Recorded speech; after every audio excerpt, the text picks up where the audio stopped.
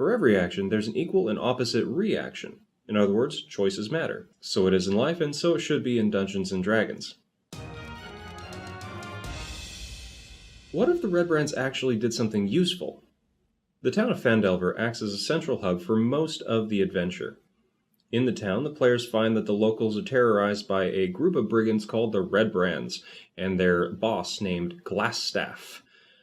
They're tasked with figuring out who these guys are and putting a stop to their shenanigans. These brigands shake down most of the merchants in the town, murder dissidents in the street, and basically spend the rest of their time getting drunk in the tap room or skulking around the ruined mansion up on the hill.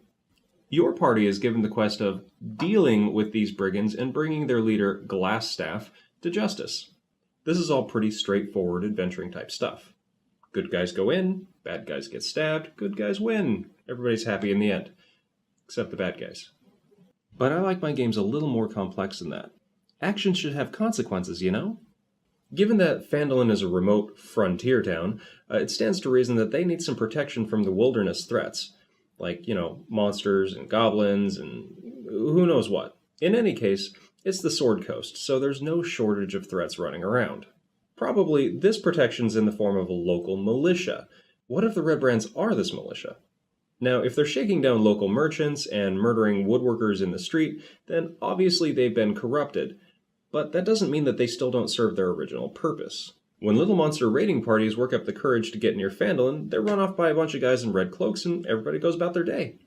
Now that we've positioned the Redbrands as a useful resource for the town, we get to ask the question, what happens if your players kill them?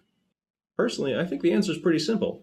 Once your players kill everybody that wears a red cloak, the town's open for attack. As I mentioned in a previous video, I kept Ymik alive in my game. Now, if you haven't watched that video, and you totally should, Ymik is a little goblin that wants control of the Cragmaw hideout. Now, with Ymik alive, my players went off and explored the rest of the countryside, doing quests for, a necromancer and talking to a banshee and running in with some orcs. We'll talk more about that in a later video. But when they came back to town a few days later, they found Phandalin in flames, and a band of goblins standing around in the town square, putting kindling on the outside of the inn. This encounter became a race against time to see if my players could stop the goblins from setting fire to the inn, where the rest of the townsfolk were holed up. After defeating the goblins and discovering a whole bunch of dead townsfolk throughout the town, some of them quest givers, my players encountered the townmaster again, Harbin Wester. He made it very clear to them that this whole mess was their fault because they got rid of the town's protectors and left them vulnerable. He then told them to never ever return. This worked fairly well for us, and I think it made for a really memorable experience all around. Being kicked out of Phandalin also presents some opportunities further down the road for retribution from, say, Harbin or the family members of some of the fallen. Now, what if we go even further?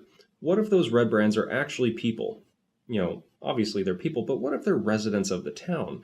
Named NPCs that have families and whatnot. Sure, they're mean, they're not nice people, at least in a group, but they're still people. It's definitely harder to create a faceless villain out of an NPC that has a wife and a child back in town. This gives your players an opportunity to interact with the Redbrands on a more meaningful level, maybe even individually. By doing this, you might even be able to coax a different outcome than slaughtering all of the Redbrands wholesale, which, let's face it, that's what typically happens. By talking with the Redbrands and turning this into more of a role-playing encounter than a combat encounter, you open yourself up to a lot more possibilities and endgames. Maybe the Redbrands can turn over Glassstaff, turn on him, betray him, stuff like that. Maybe the players can even take over the Redbrands themselves, who knows? It certainly gives you a better way to work Halia Thornton into the whole mix. Right now, as it's written, I don't think she has a whole lot to do with the Redbrands. I mean, she wants Glassstaff's communications, but that's about it. There's nothing written about how Halia Thornton interacts with the town or the Redbrands once everything's turned over to her. It's completely up to the GM's whims. Whatever you decide to do as the Dungeon Master, turning the Redbrands into a useful resource for the town or into actual relatable people opens you up to a lot more interesting possibilities than just a dungeon crawl hack and slash. And making the player choices matter and have repercussions throughout your game world is going to get your players a lot more invested into the game that they're playing. It'll also hopefully make them think about what their decisions are. Smacking them in the face with one big bad decision that they've made is a really good way to reinforce that this isn't a video game. Your choices have consequences. So that's it. Just a few quick adjustments for the Redbrand Phandalin encounter. If you like this video and you want to see more, go ahead and click the subscribe button down below. See you next time!